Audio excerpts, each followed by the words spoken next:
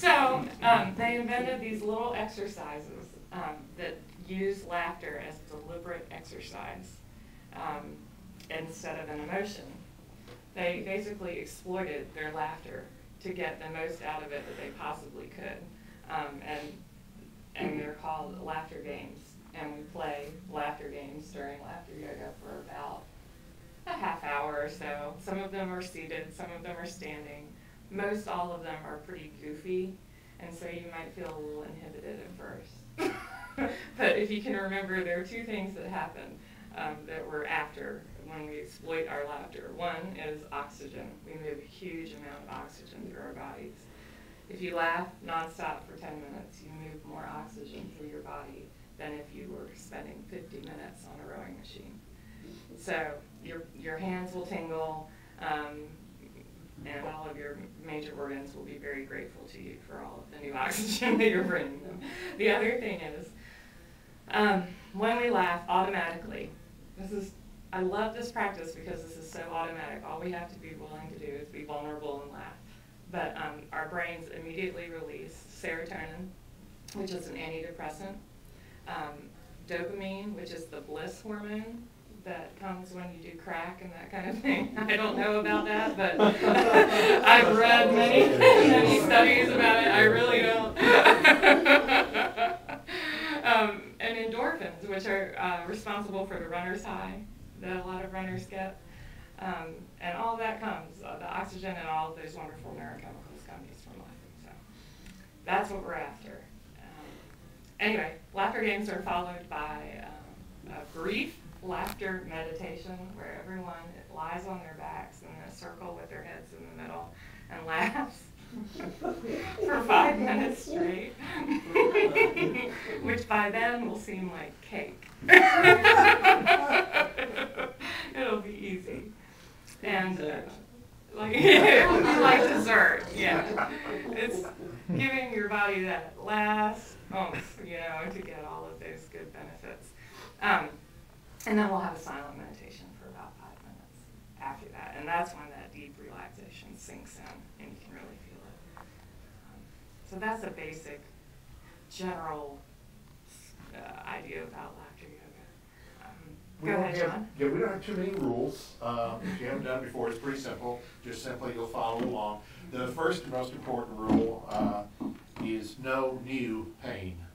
Okay, if you feel anything that is new, it's different if you have a little area that you want to stretch through or a little bit of something where you may want to stretch yourself a little bit. If you have a little discomfort, that's one thing. But any kind of new sharp pain, stop. Yeah.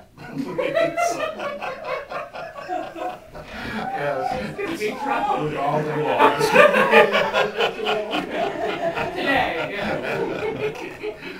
In any case, we want this to not be a competitive experience in any way. It is perfectly okay to fake it. If you need to go ha ha ho ho ho, that is perfectly all right. Moving the laughter, moving the oxygen through your body will happen perfectly well if you're faking it all the way through.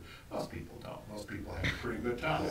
Even if you do, just go ahead and hang with us and fake it till you make it, and you'll do fine. We do a couple of things here. We do a lot of clapping. Okay, and when we clap flat-handed with our palms together.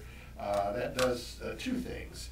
That first off, we look to reestablish a childlike enthusiasm, and so we've got a childlike enthusiasm that comes with that flat-handed clapping.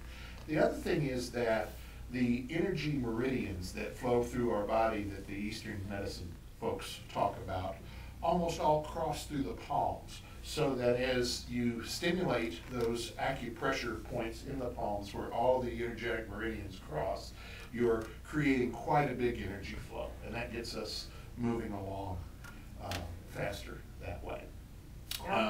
We try to, as we play these games, we're going to be playing little 30 or 45-second activities that are designed to make us laugh for no particular reason. It doesn't have to be funny. When we start out in general, we think about laughing as something is funny and therefore we laugh. Here, we laugh and things get funny. Complete reverse. It's a complete reverse. It is also, as a discipline, perfectly great to come to the place of laughing at absolutely nothing for no reason. And that lets us move all of those good neurochemicals and all of that energetic stuff as well. So we do that by keeping good eye contact.